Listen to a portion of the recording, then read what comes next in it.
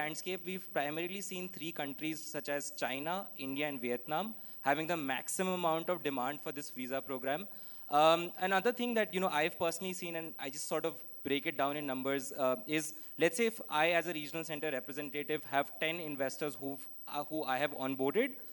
The current trends show that about 4 of them are probably in their late 40s, where they are on an H-1B. They don't need any visa.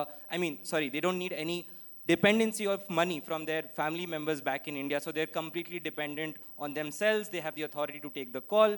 The next 4 would probably be early H-1Bs or late F1 people who are just graduating out of college. Early H-1Bs, probably the first jobs where they're still dependent on their parents to wire the funds to them in the US. So in those cases, while the end consumer is in the US, the decision maker at the end of the day becomes the parents, which is probably a couple of few people who are sitting here. And that's essentially the reason why we keep coming to cities one after the other, and we keep talking about the EB-5 visa program. And the last is obviously the 20% of the people who are primarily just looking at it from an India perspective to completely migrate to the US for a better future. So while yes, we've been talking a lot about the H-1Bs and the F1s today in the panel, there are a considerable number of people in India as well who are either looking at it for themselves or their family members and are going to take the final call to make the project investment.